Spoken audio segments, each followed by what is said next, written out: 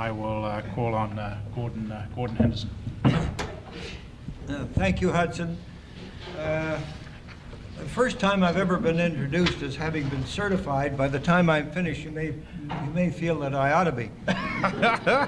In any event, I approach this particular subject with a certain amount of trepidation because in 1970, before the Federal Court Act was brought into force, I made a very extensive presentation to this body which made such an impact on the subject that it never got referred to in any paper and it was never referred to in any judicial decision. So these comments are made with some concern. But I'm going to comment particularly on an aspect of Madam Justice Desjardins' paper because, as she pointed out, she was in a position where she was not able to deal with what I think is a very significant part of administrative law, and that is the role of the federal court. There has been some criticism faraway places as to whether there ought to be one. What my burden of what I want to say to you is, yes, there should be one for uniform decision-making relating to federal boards and commissions. Now, I'm going to do this in terms of the difficulty that arises where you get different decisions from different provincial jurisdictions in relation to the same tribunal, in relation to the same issue. The tribunal that I'm going to deal with is the Chief Electoral Officer. The issue is prisoners' right to vote. Now, what happened historically is that in March 12, 1986, the Manitoba Court of Queen's Bench said prisoners have the right to vote. My paper, Badger versus AG Manitoba, based on Section 3 of the Charter. So we have, yes, they can vote. November 7, 1988, in terms of voting at a federal election, the Ontario Court, General Division, through Madam Justice Van Camp, prisoners do not have the right to vote. Sauvé versus the Attorney General. And now we have yes and no. Now the matter didn't end there. Each court of appeal reversed its own trial judge. So now no becomes yes and yes becomes no. Reminiscent of something or other? In any event, the Manitoba Court of Appeal decision in terms of voting at federal elections was November 18, 1988. Prisoners do not have the right to vote. They preferred Madam Van Camp's decision. Again, Badger versus Manitoba AG. Leave to appeal to the Supreme Court of Canada denied. The Ontario Court of Appeal, March 25, 1992, prisoners have the right to vote. Leave to appeal to the Supreme Court of Canada granted. So, consistency in administrative law has had a long history. But we don't stop there. The Federal Court of Appeal decided to get in the act in the case of Regina versus Belzowski on February 17, 1992, and they said, yes, prisoners have the right to vote. Leave to appeal to the Supreme Court of Canada granted. Now, the problem again becomes rather interesting because Parliament enacted the Referendum Act and directed the electoral officer to substitute the word referendum wherever the word election appeared in the Elections Act, except as to judges and the mentally incompetent.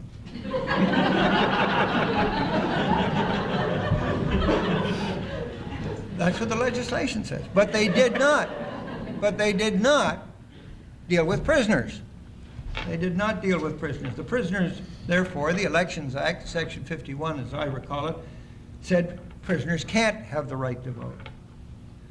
But didn't end there. a pamphlet was issued by the referendum commissioner, and I quote, reading from his pamphlet relating to the referendum. Now, mind you, those judgments I referred to right to elect at a federal election in respect of election of province. Didn't deal with a referendum. But now is what with the electoral officer. And I quote, following Supreme Court judgments, judges and persons with mental disabilities are now eligible to vote in both referendums and elections at the federal level. This also applies to prison inmates following recent judgments of the Federal Court of Appeal and the Ontario Court of Appeal. It doesn't matter that they weren't the same. they were on opposite sides of the fence, but in any event, that didn't matter. But again, it doesn't end there, because I have searched diligently for the Supreme Court judgments, and there aren't any. There is a federal court judgment which said that judges have the right to vote, which was undefended.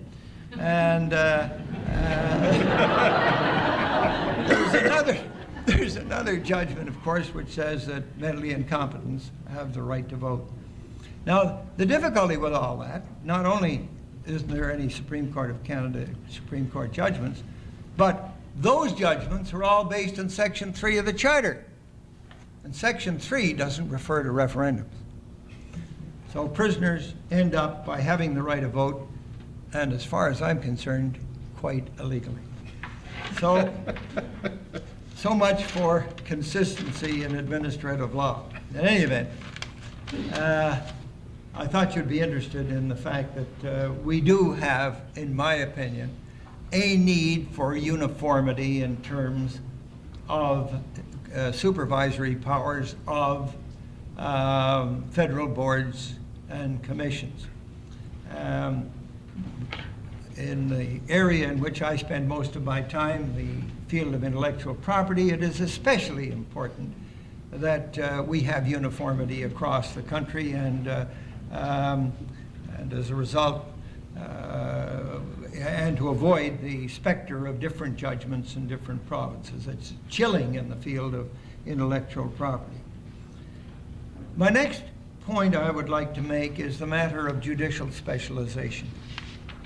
I suggest to you that we might have reached the stage in administrative law where we should consider, especially in the federal court trial division, a judge who would supervise administrative boards and commissions and tribunals in the area of specialization. I know that a cynic will say that what's the difference between knowing everything about nothing and nothing about everything? But haven't we reached a stage where we are now supervising those tribunals that do not have a judge connected with the tribunal and who do not necessarily have the background in administrative law that is needed? And isn't it time when they should be able to get guidance from a judge who has some special expertise in this field, who will be available to make the judgment quickly? I have pending now a matter relating to a tribunal that was heard in February 1992. I haven't got a judgment yet in terms of purely a matter of practice. Now, what we need is something that will enable that tribunal to get guidance. It needed guidance quickly. Don't we need especially at the federal court trial level, trial division level, a specialized judge to whom you can have recourse for consistency of judgments, for the guidance of that tribunal, and for a quick decision. I don't comment in terms of the provincial jurisdiction because I think that some of the problems that are faced by the trial division and the federal court are not necessarily applicable to the provincial jurisdiction. But in any event, it seems to me that that is an area, especially in the federal court, that deserves consideration. You've heard Madam Justice Desjardins speak of the substantial amendments that have been made to the Federal Court Act. In view of the comments that are in Madam Justice Desjardins' paper as to the open questions, and in view of the amendments to the Immigration Act, I can't help but be reminded of the old ditty that most of you will recall, which reads something like this: I'm the parliamentary draftsman. I compose the country's laws, and of half the litigation, I'm undoubtedly the cause. It seems to me that what we've opened up is an entirely new field of litigation, in terms of the difference between sections 18 and 28. The old basis of determination of this dichotomy was on the nature of the decision. It depended upon whether there was a judicial or quasi-judicial determination. And of course, that got up to the Supreme Court of Canada and bounced back and forth several times. It also depended upon whether an order had been made. It had to have been made in the past. The balance of the jurisdiction went to the trial division, primarily on the prerogative writs. And it was really, I guess I can't do anything but use the vernacular, a dog's breakfast. Now, we have an entirely different regime. It's the nature of the tribunal, as Madam Justice Desjardins has said. It depends upon whether there are 14, one or other of 14 named tribunals. Now, they are basically tribunals that have a court, or they have a judge, or they're a court of record. They will go to the federal Court of Appeal. The others will go to the trial division. Now, the difficulty with that is, Madam Justice Desjardins has said, the Federal Court of Appeal is now going to be hearing interlocutory matters, going to hear matters of original jurisdiction, as well as appellate jurisdiction. And as pointed out by Madam Justice Desjardins, they haven't yet decided what direction that's going to take, so I make no further comment on that. But again, it opens up an entirely new area of consideration. One may say, well, of course, the system in Ontario is much better, but my experience is that I ran into the same difficulty there. And an interlocutory matter, or rather, it shouldn't say interlocutory matter, it was a matter to remove a solicitor. I didn't know whether it was final or interlocutory, so I appealed in both places. I got before the single judge. He said you should be before the Court of Appeal. I got before the Court of Appeal. He said you should be before the single judge. So I felt I was right at home. In any event, the Court of Appeal decided that they would hear it, and that was the end of that. I mentioned that immigration matters have imposed a tremendous burden on the court. And here again, we have in the federal court split jurisdiction. We have and again, Madam Justice Desjardins' paper has spelled it out. But let me give you an order of magnitude of that difficulty. I'm told that there are 900 applications for leave to appeal, filed before the court as of April 1992. Now, there are 11 judges in the Court of Appeal. You can see the burden that's imposed on that court and the burden that's imposed on the Federal Court Trial Division. It is a real, the immigration burden is a real burden with split jurisdiction between the Federal Court Trial Division and the Federal Court of Appeal. Just a word, as my time is running out, on the grounds for review. I suggest you watch with care the direction in which the two courts will be going. In the Federal Court Trial Division, The grounds for judicial review are specified. As I read the provincial court jurisdiction, they're flexible. Now, time will tell which of the two is the more important, which of the two rather works in the public interest. But in any event, I commend you to watching that